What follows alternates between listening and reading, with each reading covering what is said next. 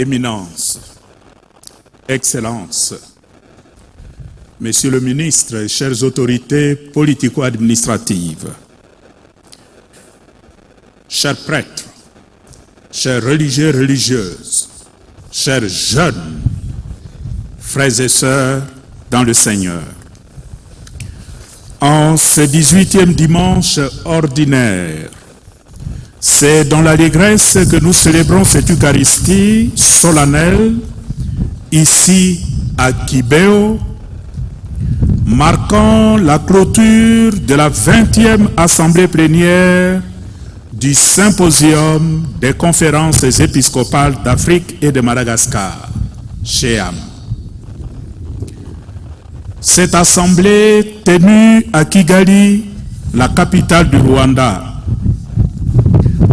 Dans cet élan de joie, nous rendons grâce à Dieu, maître des temps et des circonstances, qui nous a comblés de ses bénédictions pour que cette grande assemblée de l'Église, famille de Dieu qui est en Afrique, se déroule dans la convivialité et la fraternité avec les délégués, hommes et femmes, laïcs et personnes consacrées venues des 4 coins de l'Afrique et au-delà. Asie, Amérique du Nord, Amérique du Sud, Asie. Au nom de tous les participants, je réitère notre profonde gratitude à la conférence épiscopale du Rwanda ainsi qu'à toute l'Église famille de Dieu en ce pays pour son chaleureux accueil.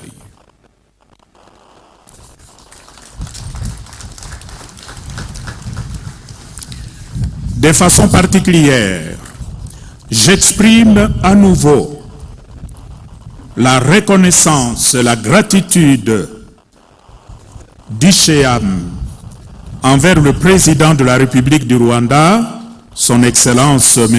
Paul Kagame, ainsi qu'à son Premier ministre et à l'ensemble de son gouvernement.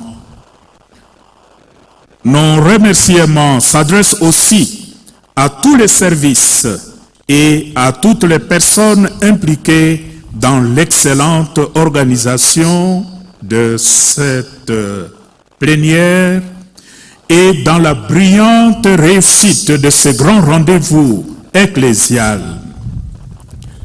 En vous saluant, vous tous et toutes, fidèles chrétiens, venus si nombreux ici au sanctuaire de Kibéo, le CHEAM dit de tout cœur, Murakoze Siane.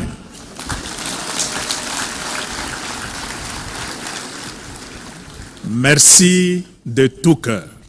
Thank you very much. Frères et sœurs dans le Seigneur, le thème de notre 20e assemblée du CHEAM, Christ, source de l'espérance, de réconciliation et de paix, prend tout son sens et toute sa consistance face aux épreuves qui accablent notre continent, l'Afrique. Des guerres, des terrorismes, des divisions, des déplacements forcés, des catastrophes naturelles, etc. Ainsi, l'espérance nous est apparue comme une force capable de relever l'Afrique, de bâtir une nouvelle Afrique, une Afrique réconciliée, juste, pacifiée, fraternelle. Une terre d'espérance où chaque baptisé devient disciple missionnaire, porteur de l'espérance qui ne déçoit jamais. Au début de cette sainte année du jubilé, le Saint-Père, le pape François, de vénérable mémoire, nous avait rappelé que la mission fondamentale des baptisés est d'être de messagers et de bâtisseurs d'espérance. L'espérance repose sur la conviction selon laquelle l'avenir a un visage et ce visage est désirable. Elle nous pousse à refuser l'enfermement sur nous-mêmes et dans le présent. Elle amène à croire en la providence qui nous engage à transformer le temps que nous vivons. L'espérance chrétienne naît de la résurrection du Christ. Elle est ouverture des possibles et rien n'est impossible à Dieu. Rien n'est impossible à celui qui croit. Luc 1, 37. Même là où l'on croit que tout est perdu, que la mort a eu le dernier mot, que la haine a pris le dessus, que la pierre du tombeau ferme l'horizon, l'espérance ouvre un avenir. Cette espérance que chacun peut expérimenter dans sa vie, nous voulons la proposer à notre Église d'Afrique comme notre responsabilité commune dans l'avènement du royaume de pardon et de réconciliation, de justice et de paix. En venant clôturer notre célébration de la 20e assemblée plénière ici, à Kibéo, où la Vierge Marie s'est montrée aux enfants de cette contrée et en se présentant comme la Vierge de l'espérance, c'est justement pour puiser auprès de la Vierge de Kibéo l'énergie nécessaire d'aller de l'avant dans cette confiance en Dieu, avec cette certitude que l'espérance ne déçoit jamais. Frères et sœurs dans le Seigneur, la parole de Dieu de ce dimanche nous enseigne que l'espérance ne se fonde pas sur la possession des biens terrestres, mais exige avant tout de s'ouvrir à la providence par une conversion sincère. C'est dans ce sens qu'au cœur de la première lecture, Qoheleth dénonce la vanité de toute vie, centrée sur soi-même et éloignée de Dieu. Qoheleth dit, vanité de vanité, tout est vanité. Qoheleth 2, 1. Et sa question est d'actualité. Que reste-t-il à l'homme de toute sa peine après avoir tout amassé? Qu'est-ce qui reste de la vie de l'homme s'il n'a pas choisi de soigner l'essentiel de sa vie? Or, l'essentiel, c'est vivre en paix avec mes frères et sœurs. Saint Paul, dans la deuxième lecture tirée de l'épître aux Colossiens, invite à une conversion radicale.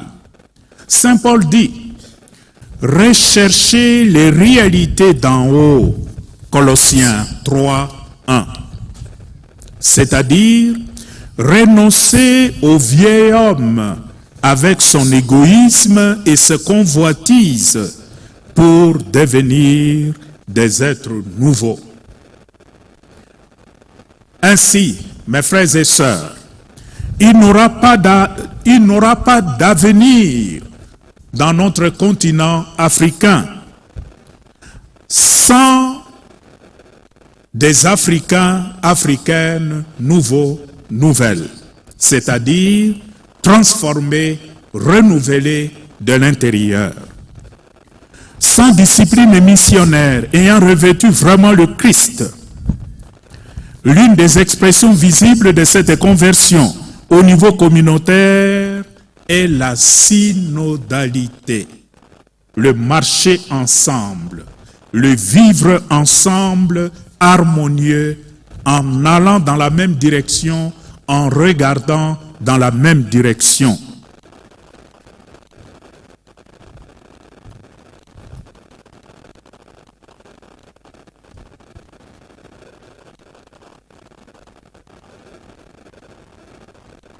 marcher ensemble dans l'écoute, dans le pardon, dans la collaboration sincère, c'est œuvrer avec et pour tous, tout en tous, omnia omnibus.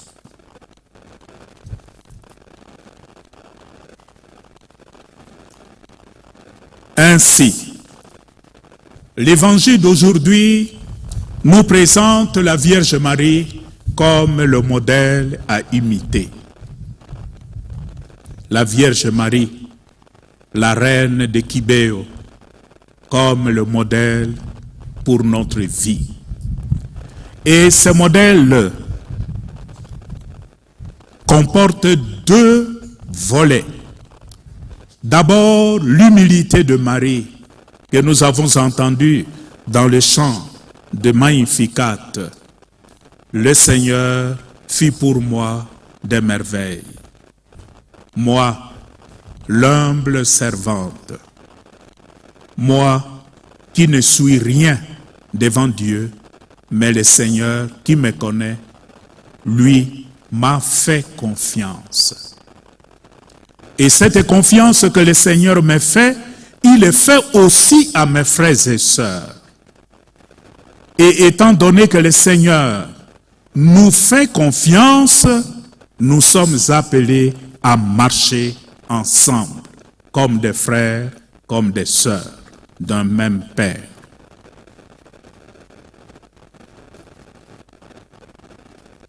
Le Magnificat comporte comme un deuxième volet cette confiance à Dieu, mais aussi confiance aux autres. J'ai confiance en Dieu, Dieu m'aime, mais cela doit se refléter aussi dans la confiance que j'ai pour mes frères. L'égoïsme qui détruit généralement nos communautés, nos pays, notre continent. L'égoïsme est une cause majeure d'injustice, de corruption, de mauvaise gouvernance et de guerre en Afrique. Dans notre lutte contre ces fléaux, le bienheureux Floribert Boanachoui, le dernier bienheureux qui a été béatifié dernièrement à Rome, originaire de Goma, qui a osé dire non à la corruption. Il est jeune et aujourd'hui, c'est le jubilé pour le jeune qui clôture leur temps de jubilé ici. Voilà un jeune comme vous qui est proposé à l'Église universelle comme un modèle.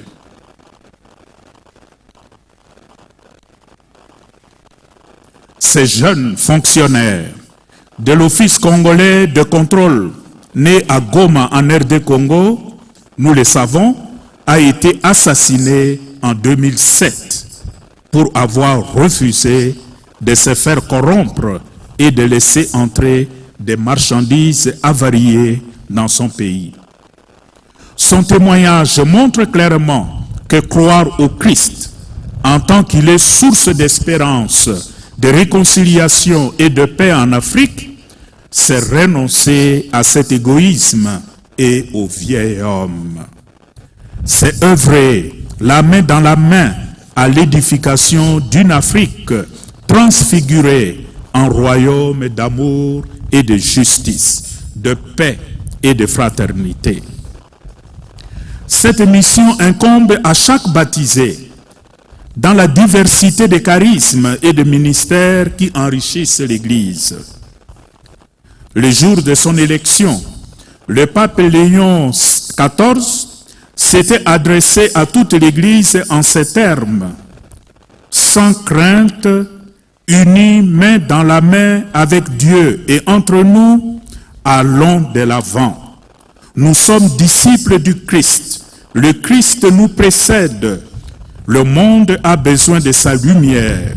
L'humanité a besoin de lui comme pont pour être rejoint par Dieu et par son amour. Aidez-nous, vous aussi, puis aidez-vous les uns les autres à construire des ponts par le dialogue, par la rencontre, en nous unissant tous pour être un seul peuple toujours en paix. Bénédiction Urbi et Orbi du 8 mai 2025. Avec l'écho de cet appel du Saint-Père François, la clôture de cette 20e Assemblée Générale d'Ichéam sonne comme un vibrant envoi en mission. Avec cette célébration, nous sommes tous envoyés en mission. Saint Jacques nous exhorte à ne pas être comme celui qui se regarde dans un miroir, puis s'en va, oubliant aussitôt son visage. Jacques 1, 23, 24.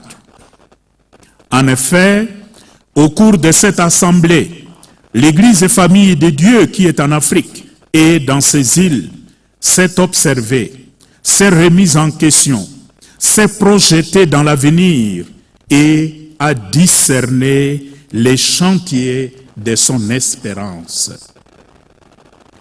Ce dimanche, c'est le Christ qui nous envoie œuvrer. C'est le Christ qui nous envoie chacun avec sa communauté pour aller s'aimer la paix, la réconciliation, le vivre ensemble harmonieux entre les enfants de Dieu. Puisse la bienheureuse Vierge Marie, Notre-Dame de Kibéo, nous inspire le vrai sens de la prière et soutienne nos efforts en faveur de la réconciliation et de la paix en Afrique. Amen.